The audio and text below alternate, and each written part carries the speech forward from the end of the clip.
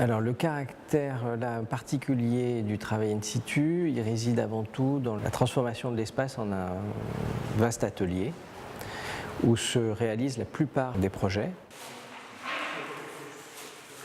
Alors c'est pas tellement que ces projets ne pourraient pas être réalisés ailleurs, mais chaque fois les cassables ont été envisagés par rapport aux pièces, aux éléments, aux objets empruntés de la collection du musée Henri Prade, et également des relations qui pouvaient s'établir entre chaque pièce réalisée.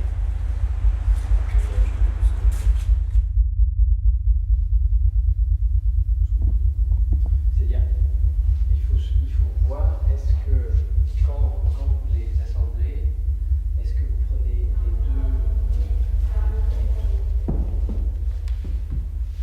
deux. Là, avec cette collection du musée archéologique, ce qui m'intéressait, c'était les objets que nous retrouvons, ces objets donc, du passé qui ressurgissent dans notre présent. Il s'agit surtout de ce que nous trouvons qui a été réalisé par nos ancêtres dans ces sols qui se sont épaissis au fur et à mesure du temps.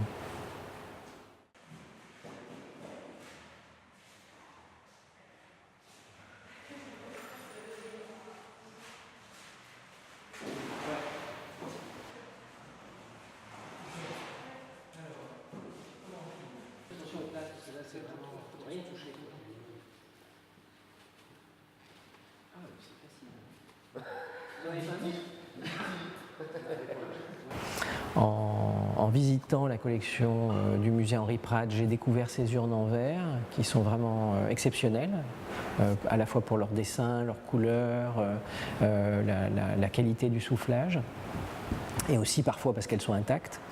Et donc là, j'ai très vite eu l'idée d'en faire des répliques et de solliciter à nouveau le CIRVA pour entreprendre ces répliques. Et ça m'a donné l'occasion de déplacer la phase de remplissage avec le plâtre de ces urnes en verre pour en capter justement le son particulier, c'est à la fois cette explosion et puis le crépitement qui suit et qui correspond aussi à nouveau à la poussée du plâtre chaud qui écarte les bris du verre.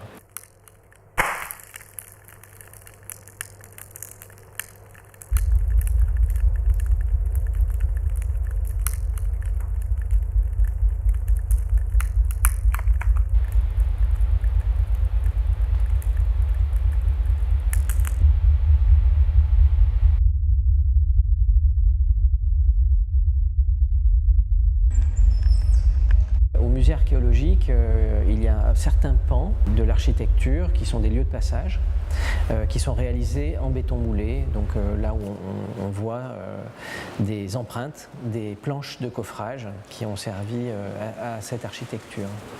Donc j'ai associé l'architecture du musée, sa massivité, sa solidité, sa pérennité, avec des objets, là encore une fois, très précaires qui viennent de la collection. Et le tunnel lui-même, non pas dans sa longueur, mais dans sa largeur et dans sa hauteur, répond à une amphore gauloise qui est très abîmée, qui comporte beaucoup de lacunes. Et c'est à cause de ces lacunes que cet objet m'intéressait.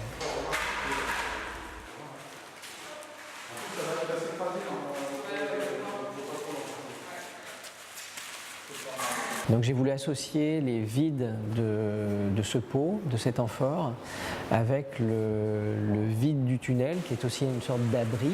Et il se trouve aussi que cet abri c'est un tunnel, c'est-à-dire que c'est un passage. Voilà. Donc c'est pour moi une forme du temps.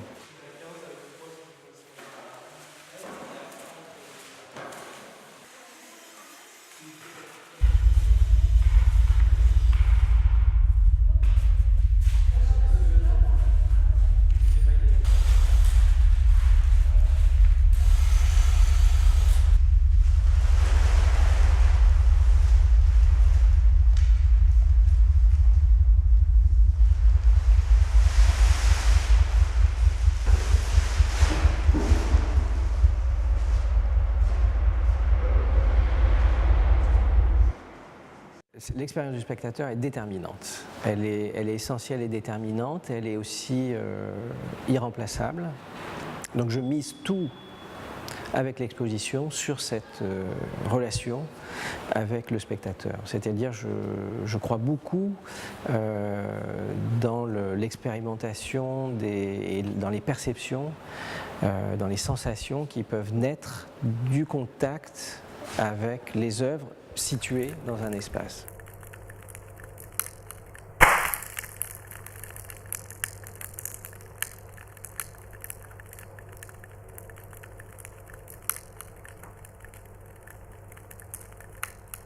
C'est pas seulement une illustration, une image, par exemple, de la fragilité, mais c'est bien une fragilité qui se voit, qui se perçoit et d'une certaine manière aussi qui s'éprouve.